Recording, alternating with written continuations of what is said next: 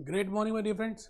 दोस्तों, भूपेश आनंद आज आपके सामने लेक्चर नंबर 14 लेकर आया है। Working capital management we are doing and we have discussed in the last lecture number 13 what about receivables management, what is the meaning of receivables management. हमने ये discuss किया।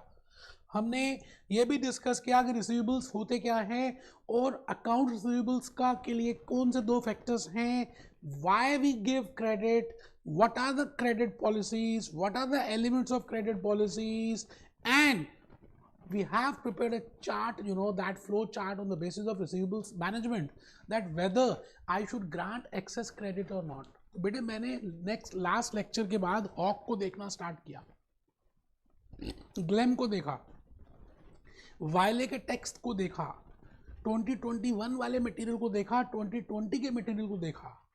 और बेटे मैं हैरान हो गया कि उन्होंने क्वेश्चंस दिए हुए हैं मल्टीपल चॉइस क्वेश्चंस के साथ साथ अगर आप उसके प्रैक्टिस क्वेश्चंस को भी देखा तो बेटे मैंने सीबीक्यू में और ईपीक्यू में उनके क्वेश्चंस इंक्लूड कर दिए। और आज मैं आपको सीधा पहले ग्लेम से लेके चलूंगा, फिर हॉक से लेके चलूंगा, उनके स्टडी डेस्क के एग्जांपल्स भी आज हम ये लेक्चर में करने वाले हैं कि आपको थोड़ा सा ट्रस्ट डेवलप हो जाए कि सच में मैंने वो सभी कुछ इंक्लूड किया हुआ है।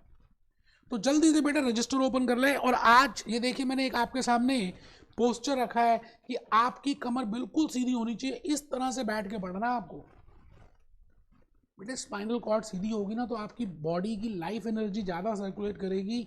इन्हीं बातों के साथ be happy, B jolly, B cheerful. हम हर लेक्चर के बाद ज़रूर बोलते हैं be happy, B jolly, B cheerful, because हम खुश रहेंगे तो ज़्यादा काम कर पाएंगे। बी जॉली मीन्स छोटे बच्चों जैसे जॉली रहना है, बी चेयरफुल। आइए हम इन्हीं बातों के साथ लेक्चर नंबर 14 की तरफ बढ़ रहे हैं, वर्किंग कैपिटल मैनेजमेंट। बेटे एक छोटा सा लेक्चर और लगेगा, रिसीवेबल्स मैनेजमेंट कंप्लीट हो जाएगा। वैसे मैंने लास्ट लेक्चर में 55 मिनट का लेक्चर लिया और बड़ी सारी गहरी गहरी गहरी अपनों से अपनी सी बातें की, क्योंकि आप मेरे अपने हैं। तो मैंने आपसे कुछ ऐसी बातें की। लेक्चर 14 मैंने घड़ा बनाया बेटा, 3 घड़े बनाए हैं। पहले तो सबसे बड़ा घड़ा बना दिया कॉर्पोरेट फाइनेंस का, फिर उसके अंदर छोटा सा घड़ा बना दिया वर्किंग कैपिटल का, और उसके अंदर और छोटा सा बना दिया रिसीवेबल्स मैनेजमेंट का। आई थिंक आप समझ रहे हैं why I have prepared these 3 pots.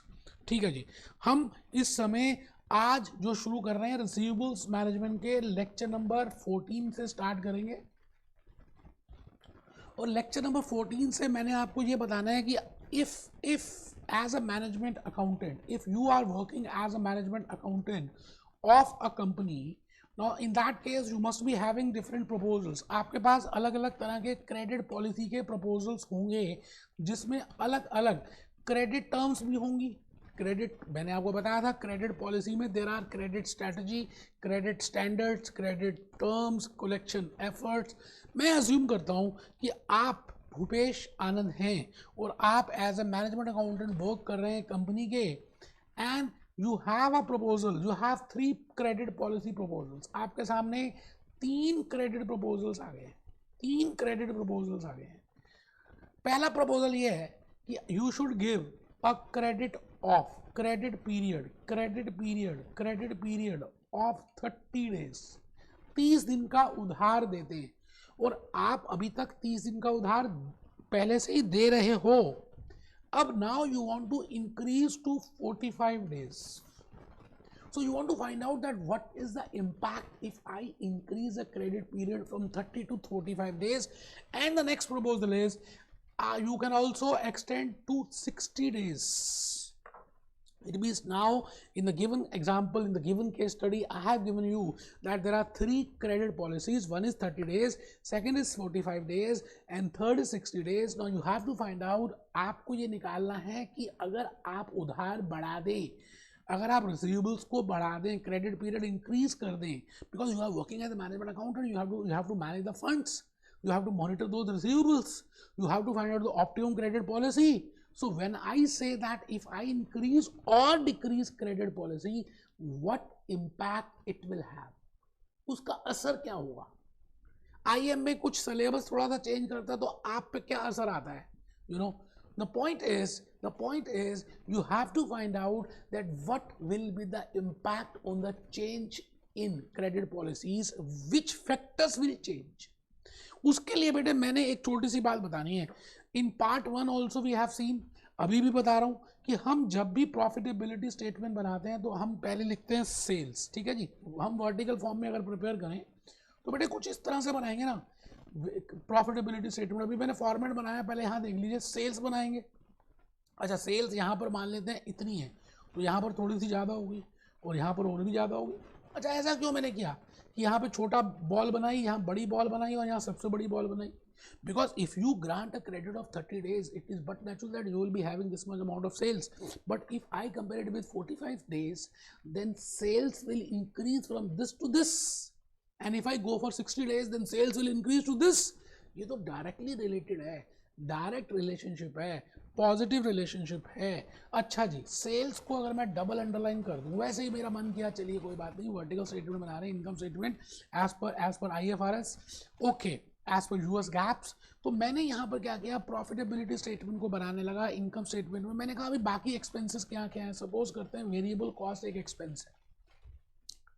बेटे जब ज़्यादा यूनिट्स सेल होंगे तो ज़्यादा प्रोड्यूस करने पड़ेंगे, और ज़्यादा प्रोड्यूस करने पड़ेंगे तो आपको material cost, labour cost, variable overheads increase होंगे। तो आप समझ लीजिए कि वेरिएबल कॉस्ट ये आ गई, ये वेरिएबल कॉस्ट है बेटा, वेरिएबल कॉस्ट लेस कर देंगे।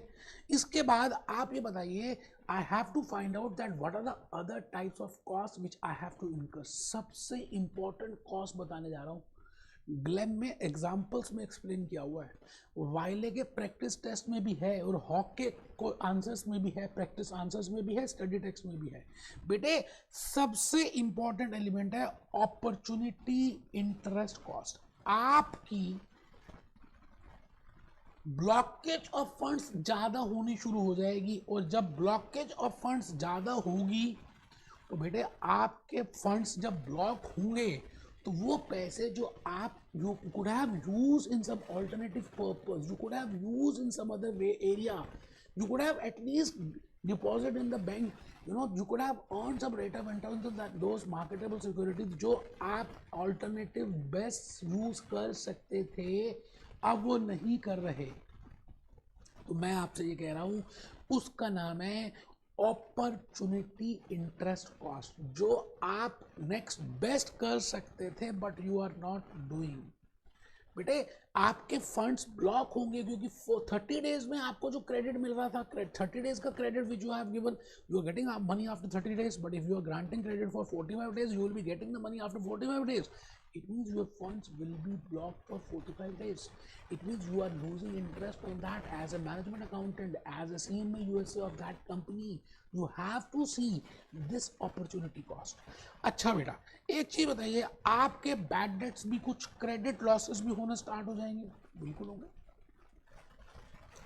तो यहाँ पर हम लिख रहे हैं, यहाँ लिख रहे हैं क्रेडिट लॉस। बेटे अमेरिका में ना बैड डेट को क्रेडिट लॉस बोलते हैं, तो घबराना नहीं है, हम बैड डेट्स भी लिखेंगे, उसको दैट आपको समझ आ जाएगा। हम बैड डेट्स भी लिखेंगे। बेटे बैड डेट्स इस केस में जब ज़्यादा उधार देंगे तो ज़्यादा बैड डेट्स होंगे। अगर आप ये सब लेस कर दें, इसका मतलब सेल्स में से ये भी लेस कर दिया, ये भी लेस कर दिया, ये भी लेस कर दिया, तो this will not be named as profit because I have not included all expenses. I have included that expenses which are related, which are relevant with credit policies. So this is not named as profit, rather I will say this is named as benefit. So I will be calculating benefit here, I will be seeing benefit here, मैं यहाँ पर भी benefit देखूंगा, इसी तरह से मैं यहाँ का बेनिफिट कैलकुलेट कर लूँगा, इसमें से सेल्स में से सारी कॉस्ट लेस कर दूंगा। Similarly I will calculate benefit here also, और मेरे पास तीनों का बेनिफिट आ जाएगा।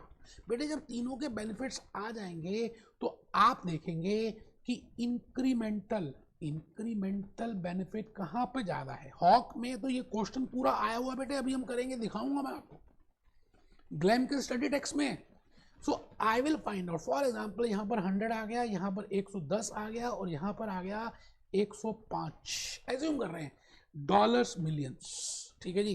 तो आप बताइए यहाँ पर इसको कंपेयर करेंगे तो 10 बेनिफिट है, 5 बेनिफिट है। It means this is the best option, this is the best option because I am having the highest incremental benefit, because I have compared 100 with this and 100 with this. इसके ऊपर देखें तो बेटे 45 days is the optimum credit policy. कुछ ये करने वाले हैं हम आपसे। कई बार क्या होगा, आप एग्जामिनेशन में मैंने देखा कि आपसे पूरा ना पूछ के वो आपसे कहेंगे कि भाई बताइए ये अपॉर्चुनिटी इंटरेस्ट कॉस्ट कितनी इंक्रीमेंटल हो जाएगी, वो देख लेंगे, वो देखेंगे बेटा, उसकी टेंशन बिल्कुल छोड़ दें आप, मैं बिल्कुल सारा कुछ बताऊंगा। आप एक बार रजिस्टर ओपन कर लें, रजिस्टर ओपन करें बेटे, सभी बच्चे, सभी के सभी स्टूडेंट्स रजिस्टर ओपन कर लेंगे, और मैं आपको जो दिखा रहा हूँ इस समय आप उसको आराम से नोट करेंगे। In the last lecture we have discuss we have discuss some different points, तो मैं वो दिखाने वाला हूँ। आइए जी, हमने लास्ट क्लास में फाइनेंशियल मैनेजमेंट का मीनिंग देख लिया था, इन्वेस्टमेंट डिसीजन फाइनेंशियल कर लिया था, वर्किंग कैपिटल देख लिया था, and we have discuss that debtors और account receivables dependent upon credit period and credit sales. Now, what are the objectives? Why we want to give the credit? What are the reasons for that? We have prepared a flow chart for that. वो हम नहीं कर रहे. फिर मैंने आपको बताया था what I mean by debtors, what I mean by account receivables, and then we have seen that credit policy management. What is the meaning of receivables management? Account receivables management क्या होती है? Effective and efficient selection of optimum credit policy. बेटे theory तो last lecture में की थी, आज हम प्रैक्टिकल करेंगे, ग्लैम के क्वेश्चंस भी देखेंगे that how we can manage this, and we have prepared this, then we have seen that what is the difference between profitability and liquidity, and how profitability curve is increasing and how liquidity curve is decreasing or increasing in nature, और दोनों जहां पर intersect करेंगे बेटा सब बताया था मैंने आपको, सब बता दिया। आज के इस लेक्चर में मैं भूपेश आनंद चाहता हूं कि आप ऑप्टिमम क्रेडिट पॉलिसी को कैलकुलेट करने के लिए प्रोसेस क्या है, स्टेप्स क्या हैं, आप एक बार पहले उसको देख लें, फिर हम क्वेश्चंस करेंगे ना तो जल्दी समझ आएंगे। तो आप अपना रजिस्टर ओपन कर लें। I want to find out that what is the process और what are the steps to calculate that credit policy, or what is my best optimum credit policy which will maximize my profitability and which will maximize my liquidity, दोनों में maximisation होना चाहिए। तो पहला step है, following are the 3 steps, बेटे हम 3 steps follow करेंगे in selection of optimum credit policy. So as a management accountant, बेटे मैंने बड़ी मेहनत की है, आपके लिए जूस नोट्स अलग से प्रिपेयर किए, अभी जूस नोट्स भी दिखाऊंगा। ये देखिए, ये जूस नोट्स अलग से प्रिपेयर किए, बड़ी मेहनत की बेटा, आपको पता है, आप सोच भी नहीं सकते कि मैंने कितनी मेहनत की होगी। जूस नोट्स अलग से प्रिपेयर किए, पीपीटीज अलग से बनाई, हैंड रिटन स्लाइड्स अलग से बनाई, उसके बाद गूगल बाबा से अलग से रिलेट कराता हूँ, और फिर उसके बाद ड्रामे अलग करता हूँ। बेटा ये देखो कंसेप्ट नंबर मैंने लिखा 5 अकाउंट्स रिसीवेबल्स मैनेजमेंट, अब इसमें से भी आएंगे। पीपीटीज अलग बनाई, उसके बाद हॉक से अलग से कराऊंगा आज आपको, अभी क्वेश्चंस ग्लैम से कराऊंगा। बेटे डायरेक्टली हॉक और ग्लैम का मटेरियल को मैंने रख दिया आपके सामने, चाहता हूं कि आपको पता चले कि मैंने ये थोड़ा सा आपके लिए सब कुछ कवर किया है, आपको थोड़ा ट्रस्ट ज़्यादा डेवलप हो जाए। तो optimum credit period we want to find out, following are the 3 steps to be followed in optimum credit period. हम 3 बातों को फॉलो करेंगे, 3 स्टेप्स को फॉलो करेंगे, 3 प्रोसेसेस देखेंगे, 3 स्टेप्स देखेंगे for calculating optimum credit period. बड़ा इजी है। पहला स्टेप है, जैसे मैंने अभी बताया था, supposing you have 3 policies, 30 days, 45 days, 60 days. तो आप पहला तो एक स्टेप लिखेंगे, statement showing how many policies you have, और statement showing how many proposals you have. तो बेटे मैंने लिखा step number 1, prepare statement showing alternative proposals. Suppose चलिए वो ऑल्टरनेटिव प्रपोजल्स में मैं लिख रहा हूँ 30 डेज, 45 डेज, 90 डेज और 60 डेज, वो आप पहला स्टेटमेंट बनाएंगे। सेकंड स्टेटमेंट ज़्यादा इंपॉर्टेंट है, prepare profitability statement of alternative proposals. जैसे 30 डेज का मैंने अभी आपके सामने प्रपोजल वो बनाया ना, income statement, sales, variable cost, opportunity interest cost, bad debts, और फिर प्रॉफिट निकाला, बेनिफिट निकाला।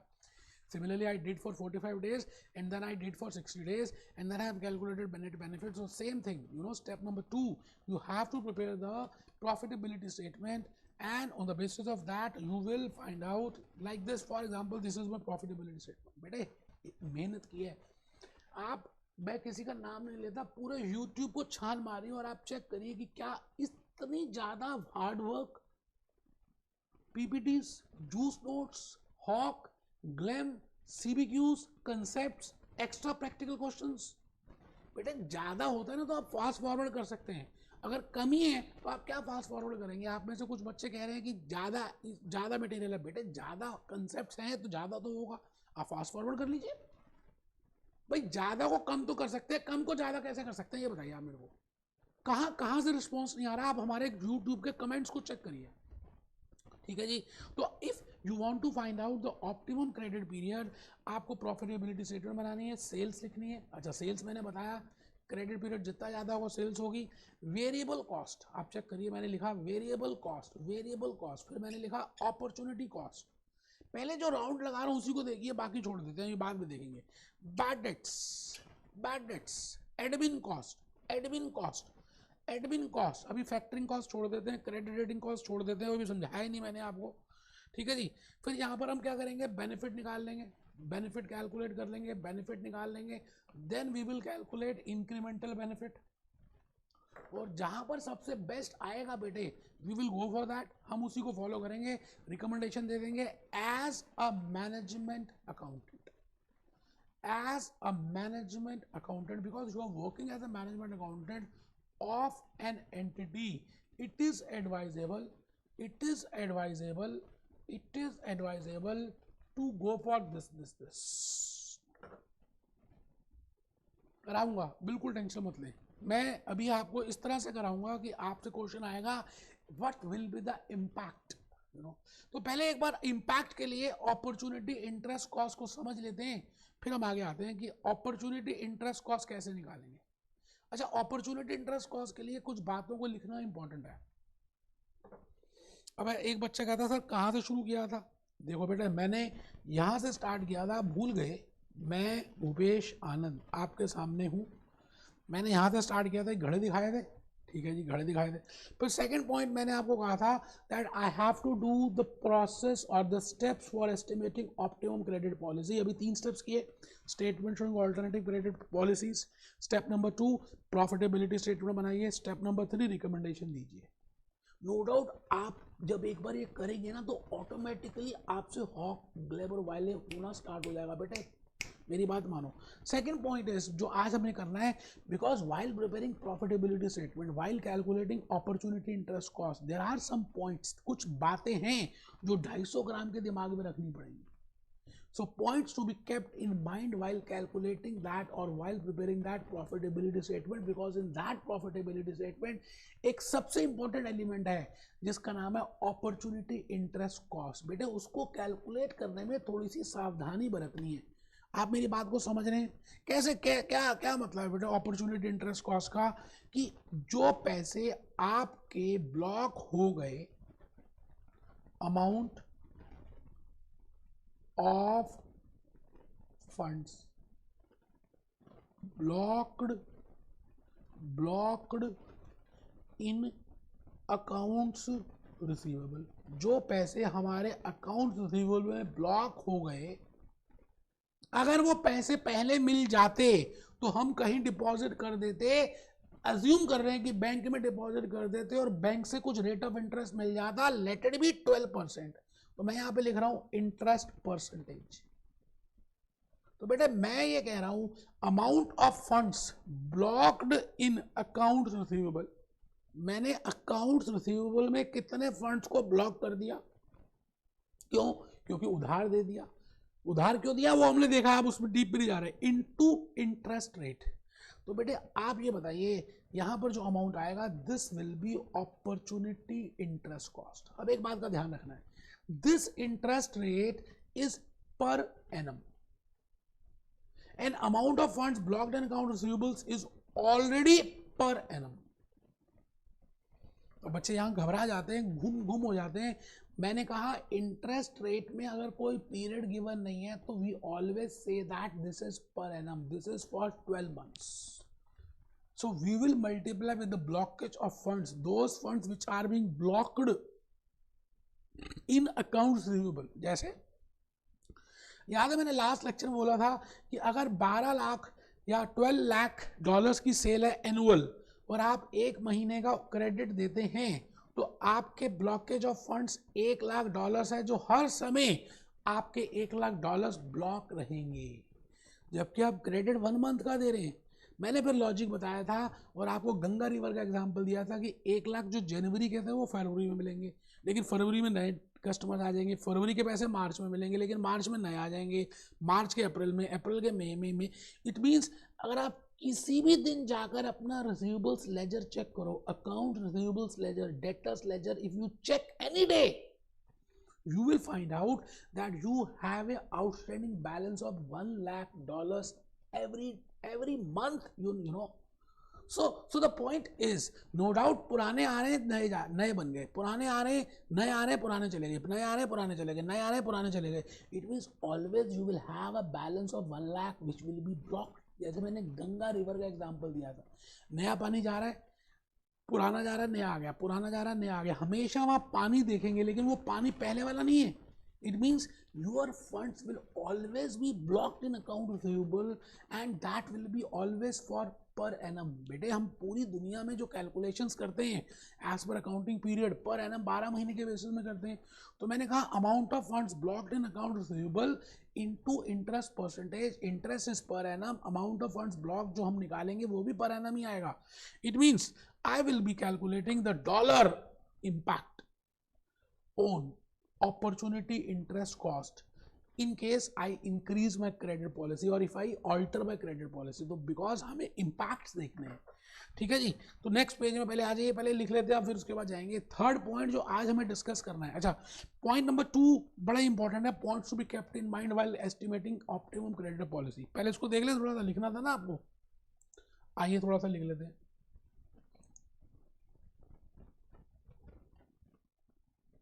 लो जी, आइए.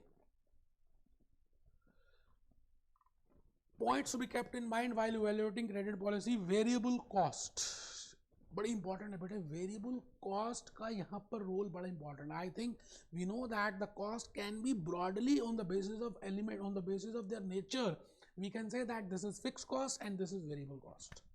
Now when I say fixed cost, it means that type of cost which do not vary.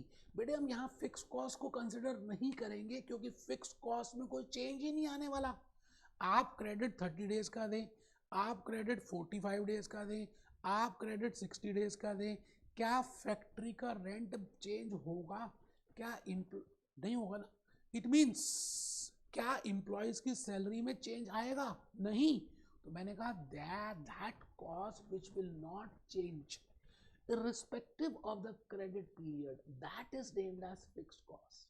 But the cost which varies with production, which varies with credit policy, for example, if you give a liberal credit policy 30 to 45 days, your production will increase, your sales will increase and your raw material variable cost will increase.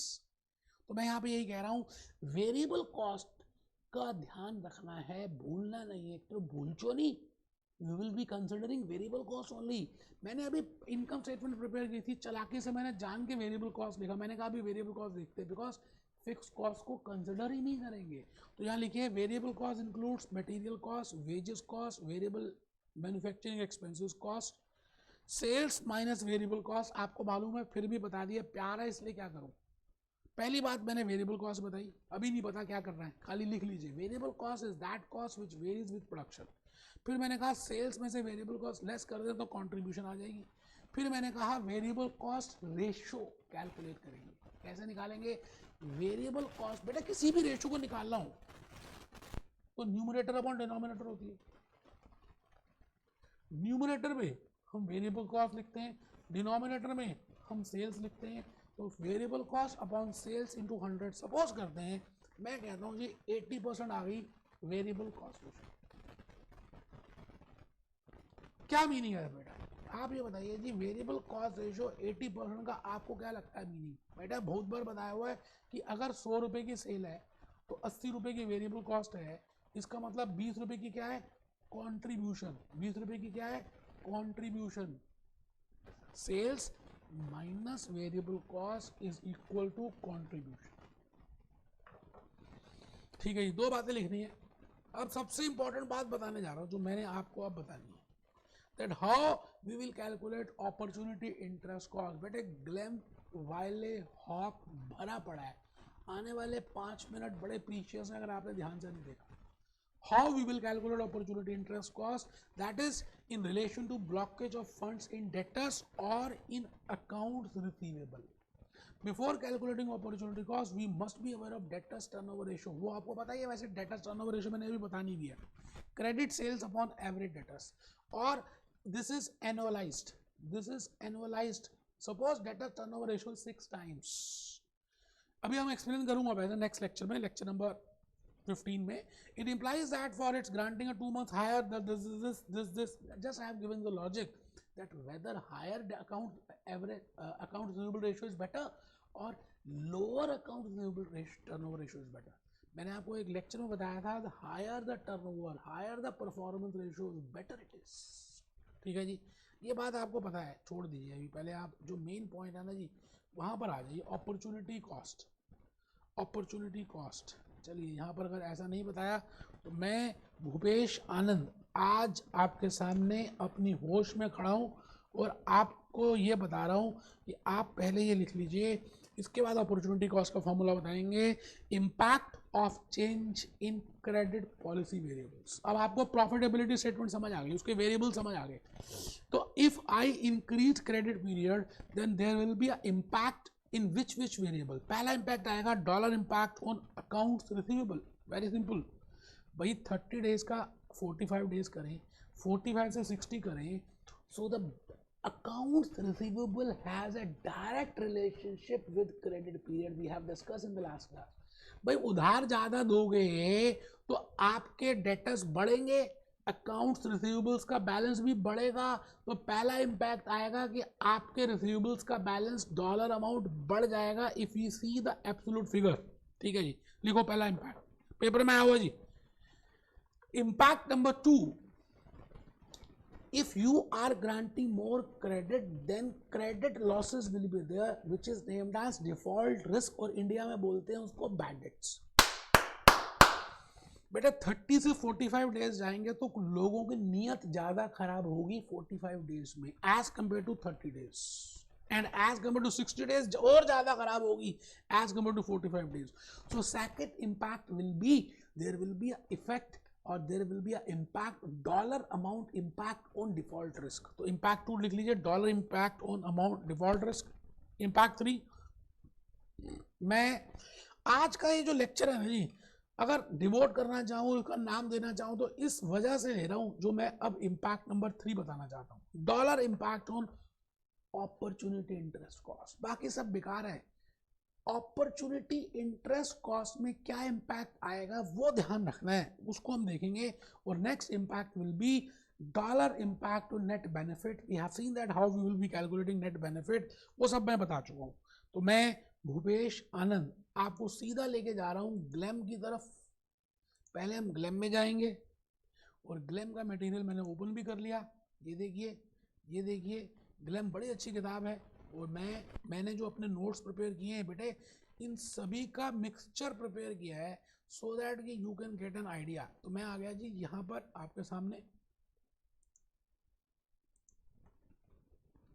मैं पढ़ने जा रहा हूँ. A firm is evaluating, मैं कर रहा हूँ example 7.8 glam. A firm is evaluating a proposal. एक कंपनी है अपोलो टायर्स, एक कंपनी है लेमन ब्रदर्स, एक कंपनी है general Motors, is evaluating a proposal to relax its credit standards. And we know that credit standard means we can have a tight credit standard, we can have a liberal credit standard. Okay, under the new plan, वो कहता है जी नए plan में credit sales are expected to increase by 6 lakhs. It means जितनी भी credit sales पहले होती थी उसमें बढ़ावा आ जाएगा, उसमें इजाफा हो जाएगा और 6 लाख डॉलर से बढ़ जाएंगी. इसका मतलब अगर पहले 10 लाख सेल्स होती थी तो अब 16 लाख हो जाएगी. पहले 5 लाख सेल्स होती थी तो अब 11 लाख हो जाएगी. It means there will be a increase in credit sales. बेटे 2 नहीं लिखा, बाय लिखा है, इस बात का ध्यान रखना है. This is by. उतने से बढ़ जाएगी, उतनी नहीं बढ़ जाएगी, उतनी नहीं हो जाएगी, उतने से बढ़ जाएगी. ठीक है जी. The new customers attached by this plan are जो नए कस्टमर्स हैं are expected to have 40 days average collection period. वो कहता है जी जो नए कस्टमर्स हैं ना वो 40 दिन में पैसे देंगे आपको। सेल्स बढ़ जाएगी 6 लाख से, ठीक है सर, बिल्कुल ठीक है जी, 6 लाख से सेल्स बढ़ जाएगी, 6 लाख तो सेल्स बढ़ जाएगी, और 40 दिन का उधार देंगे, 40 दिन के बाद आपको पैसे मिलेंगे। And there are 360 days in a year and if nothing is given we always take 360 days in a year। हम 365 नहीं लेने वाले। एक बच्चा कहता है 366 लीप ईयर ले लें, मैं थप्पड़ मारूंगा, मैंने कहा ना तो 365 लेना है ना 366 लेना है, आपको जो लेना है खाली क्या लेना है 360। जल्दी से कैलकुलेटर बाहर निकाल लीजिए दोस्तों, मैं भी नहीं लेके आ रहा हूँ कैलकुलेटर, लाया नहीं, मैं लेके आ रहा हूँ।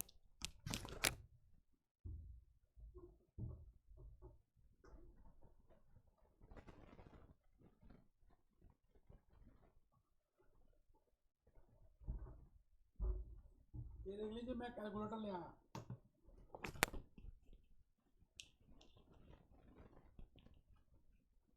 ये बेटे कैलकुलेटर भी ले आया, आप भी ले आइए, ठीक है जी। Variable cost are 80% of sales. अच्छा अभी अभी हमने देखा था that what is the meaning of variable cost and how this variable cost ratio can be calculated. When I say variable cost ratio, when I say 80%, it means variable cost upon sales into 100, that is 80%। ठीक है जी, तो आपको ये क्या बताना है,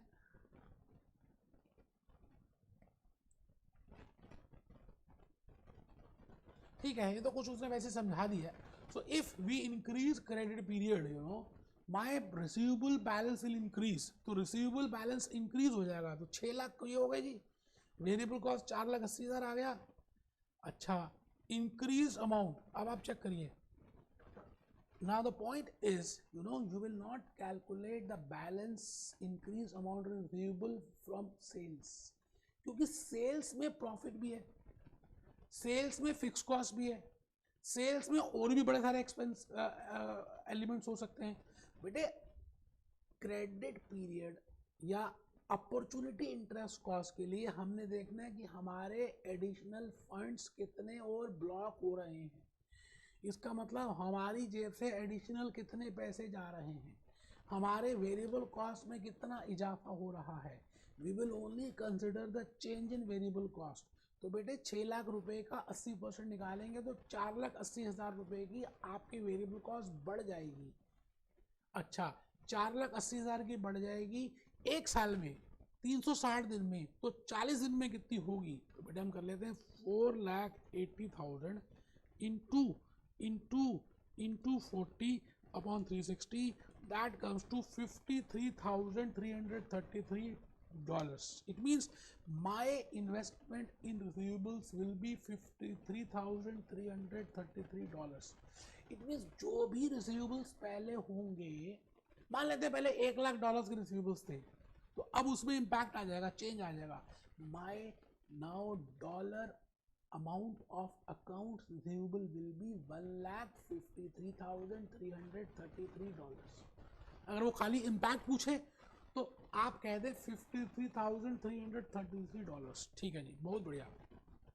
तो यहाँ पर आ रहे हैं सर, सपोज वो कहता है जी अगर 12% का इंटरेस्ट रहा, तो आप समझ आ रही है, amount increase in amount of account receivable आपने निकाला 53,333, उसका अगर आप 12% कैलकुलेट कर दें, क्योंकि वो भी पर एनम है और इंटरेस्ट भी पर एनम होता है, मैंने अभी भी बताया था आपको, तो दैट कम्स टू $6,400। इट मीन्स my opportunity interest cost because of liberalizing the policy, because of loose policy, because of granting more credit, because of that my $6,400 will be the additional opportunity interest cost। ठीक है sir, बिल्कुल बढ़िया। तो 6 लाख रुपए आपने निकाल लिया सेल्स, 4,80,000 आपने निकाल लिया वेरिएबल कॉस्ट, और 6,400 आपने अभी भी निकाला अपॉर्चुनिटी इंटरेस्ट। तो आई थिंक अगर आप 6 लाख में से मान लेते हैं यही फिगर्स हैं, तो 6 लाख में से 4,80,000 लेस कर दें और 6,400 भी लेस कर दें, तो बेटे आपके पास बेनिफिट जो आएगा 1,13,600 का आएगा। वही है, मैंने कहा जी मुश्किल कुछ भी नहीं है, अभी तो मैं अपने कंसेप्ट बेस्ड क्वेश्चन कराने वाला हूँ। आपको मजा आ जाएगा बेटे, लगेगा कि हाँ ये कंसेप्ट होते हैं, ये अमेरिका लो, ये उसकी धज्जियां उड़ाओ, ये लंदन की धज्जियां। बेटे आप बड़े हार्ड वर्किंग स्टूडेंट हो, Indians are always hard working. तो आइए हम उसी जज्बे के साथ पढ़ेंगे, हम बहुत ज़्यादा अच्छा काम करके दिखाएंगे। मैं भूपेश आनंद आज आप ही के सामने हॉक को खोल रहा हूँ। हॉक खोल रहे हो? हाँ बेटे, हॉक का हमने ओपन कर दिया बुक। देखो जी सर, हम कितने स्टडी मटेरियल लें? बेटे आपको एक ही लेना है। भूपेश आनंद ने तीनों को मिक्स कर दिया और बादाम रोगन के रूप में जूस नोट्स दिए, सीबीक्यूज कंसेप्ट बेस्ड क्वेश्चंस बनाए और उनके सारे प्रैक्टिस क्वेश्चंस को मिक्स करके एक्स्ट्रा प्रैक्टिकल क्वेश्चंस बनाए। तो टेंशन नहीं लेने का। आइए जी, मैं आ गया क्वेश्चन नंबर 99 में। A company plans to tighten, वो कहता है जी एक कंपनी अपनी क्रेडिट पॉलिसी को टाइट करना चाहती है। टाइटन मतलब अपनी क्रेडिट स्टैंडर्ड्स को ही टाइट कर रहे हैं। ये कह रहे हैं कि अब हम नहीं देंगे, हमें जरा सा भी किसी में डाउट हुआ ना कि ये बैड डेट्स हो सकते हैं या क्रेडिट लॉस हो सकता है या डिफॉल्ट रिस्क हो सकता है, हम नहीं देंगे। बिकॉज अगर हमने दे दिया ना तो हमारे पैसे डूब जाएंगे। तो अपनी क्रेडिट पॉलिसी को टाइट कर रहे हैं। जैसे मान लो पहले 30 डेज का देते थे, अब 20 दिन का दे देंगे, अब 10 दिन का दे देंगे, मतलब पहले से क्रेडिट कम देंगे। ठीक है जी। द न्यू पॉलिसी, जो नई पॉलिसी है, will decrease the average number of days from 75 to 50 days। इसका मतलब पहले 75 दिन का उधार देते थे, अब हम 50 दिन का उधार देना चाहते हैं। ठीक है जी। And reduce the ratio of credit sales to total revenue from 70 to 60%। बेटे बट नेचुरल है कि जब हम अपना क्रेडिट पीरियड कम देंगे तो कुछ कस्टमर्स तो आएंगे नहीं, because credit period is directly related with sales, तो हमारी सेल कुछ कम होगी। ठीक है जी। तो पहले कितनी होती थी? 70%। अब कितनी होगी? 60%। पहले क्रेडिट सेल्स होती थी 70%। इसका मतलब हम 100 रुपीज़ की सेल करते थे, 30 रुपीज़ की कैश सेल होती थी, 70 रुपीज़ की या $70 की क्रेडिट सेल्स होती थी। लेकिन अब क्या होगा? 100 में से हमारी क्रेडिट सेल्स कुछ कम हो जाएगी। The company estimate that projected sales will be 5% less. ठीक है जी, if the propose new credit policy is augmented. बहुत ही बढ़िया। वो कहता है जी 5% से कमी आ जाएगी हमारी सेल्स में। पहले होती थी 100, तो अब होगी 95। ठीक है। If the projected sales for the coming year are 50 million, if the projected sales for the coming year are 50 million,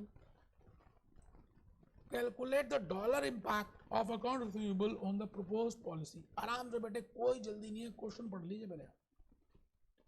सभी स्टूडेंट्स आराम से क्वेश्चन को पढ़ लेंगे। मैंने कहा किसी भी तरह की जल्दी नहीं है, आप पहले क्वेश्चन पढ़ेंगे, हम एक एक पॉइंट को आराम से डिस्कस करने वाले हैं। कोई टेंशन मत लीजिएगा, मैं हूं ना, मैं आपको एक एक पॉइंट एक्सप्लेन करूंगा। मैं आ गया जी आराम से आपकी बात को समझने के लिए। मैं कहता हूं कि 50 लाख की सेल है एनुअल, बट अब 5% ना कम होगी। ठीक है जी। तो आइए इसको हम थोड़ा सा लिख के करते हैं तो थोड़ा सा ज़्यादा समझ आएगा बेटा। वैसे तो मैं वहाँ भी करा सकता था, but still I want to tell you more. तो यहाँ पर आ गया जी existing credit policy, existing and new. आप लिखेंगे मेरे साथ से। हॉक का क्वेश्चन कर रहे हैं 99 और आप मेरे साथ हैं, आप बिल्कुल मेरे साथ साथ चल रहे हैं। मैंने यहाँ लिखा एग्जिस्टिंग, यहाँ पर लिखा जी मैंने क्रेडिट पीरियड। मेरे पास हार्ड कॉपी भी है तो मैं हार्ड कॉपी से देख रहा हूँ, आपके पास है तो आप देख लीजिए, नहीं तो सॉफ्ट कॉपी तो मैंने दिखाई दिया अभी क्वेश्चन आपको। ठीक है जी। 75 डेज और यहाँ पे मैंने लिख दिया जी 50 डेज। 75 डेज पहले देते थे, अब हम 50 डेज का क्रेडिट देंगे। ठीक है सर, बिल्कुल ठीक है। अच्छा, तो यहाँ पर आ जाइए। यहाँ पर हम देख रहे हैं कि total projected sales are 5% less. ठीक है, तो सेल्स लिख रहे हैं यहाँ पर अपने प्रोजेक्टेड सेल्स सोचिए है 50 million, everything is in dollars million. Okay, but if I restrict my credit, then there will be a reduction in my sales, and that too it will be reduced by 5% and my new sales will be 47.5. लो जी, $47.5 million. आराम से बेटे, कोई जल्दी नहीं है, मैं अपने हिसाब से कराऊंगा। अमेरिका के क्वेश्चंस भी आपको बिल्कुल लॉजिकली समझ आएगा। अच्छा, इसमें से हम आ गए credit sales, because we want to calculate the how much is the impact in the dollars, in the dollar impact in the account receivable, and account receivables are only related with credit sales। आपको पता है उधार दिया तभी तो उधार आपके receivables होंगे, तो क्रेडिट सेल्स कितनी है और कैश सेल्स कितनी है ये भी निकाल लेते हैं बेटे। आओ, क्रेडिट सेल्स कितनी है बेटे, दिया हुआ था ना क्रेडिट सेल्स।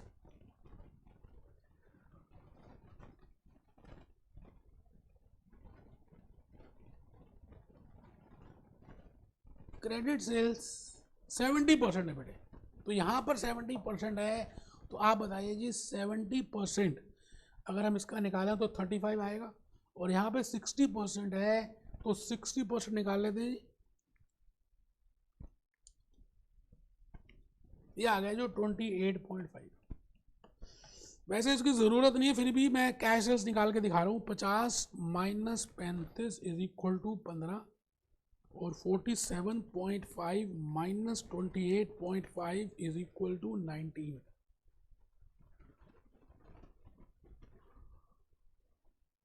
लो जी, इसकी वैसे ज़रूरत नहीं थी सर कैश सेल्स की, फिर भी स्टिल मैंने कर दिया, because I want only credit sales, because with the help of credit sales I can calculate account receivable.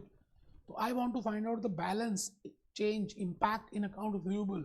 So if I can calculate the receivables, if I give a say credit of 75 days, तो बेटे यहाँ पर हम आ गए, यहाँ आ गए 35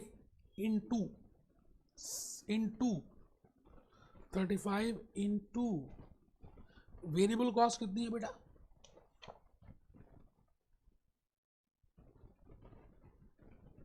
variable cost. अच्छा, वेरिएबल कॉस्ट की वैसे ज़रूरत नहीं है, कोई बात नहीं। तो 35 इंटू ये जो 35 सेल है ये कितने दिनों में हुई है, 360 दिनों में। $35 मिलियन, $35 मिलियन, ठीक है जी, $35 मिलियन। तो मैं यहाँ पे कैलकुलेट कर रहा हूँ, $35 मिलियन 360 डेज में हुई है, 360 डेज में हुई है $35 मिलियन, तो 75 डेज में कितनी होगी, 75 डेज में कितनी होगी, आई कैन कैलकुलेट इट और I can directly do it, वो तो जस्ट मैंने वैसे ही बता दिया आपको। 75 into 35 divided by 360, that comes to 7.29। ये देख लीजिए जी, डॉलर्स में आ गया 7,29,166 ऐसा। अब आप यहाँ निकाल लीजिए, आराम से देख लीजिए, पहले यहाँ तक समझ आ गए तो हम आगे चलेंगे। यहाँ पे निकाल लीजिए, यहाँ निकाल लीजिए, अकाउंट रिसीवेबल क्रेडिट सेल से रिलेट करता है, तो 28.5 360 दिन की क्रेडिट सेल्स है, ठीक है जी। तो 50 दिन में कितनी होगी, आराम से कर सकते हैं, 50/360 इंटू 28.5।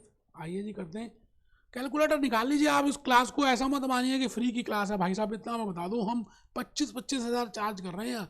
अब क्या बोलो यार, आपको कोई चीज़ फ्री मिल रही है तो आप ऐसे बिहेव करेंगे तो अच्छा थोड़ी लगता है।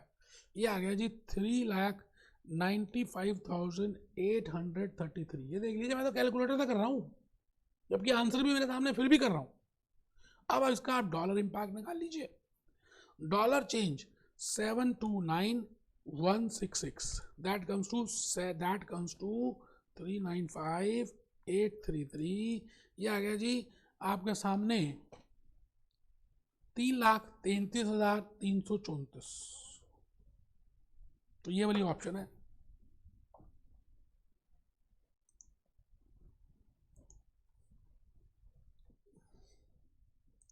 So there will be a decrease, this is the option. There will be a decrease of $3,33,334।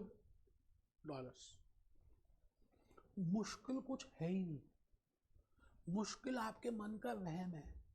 आपने पढ़ाई एक्चुअली में बहुत दिनों से छोड़ दी है। ये तो बड़े मजाक के क्वेश्चंस हैं।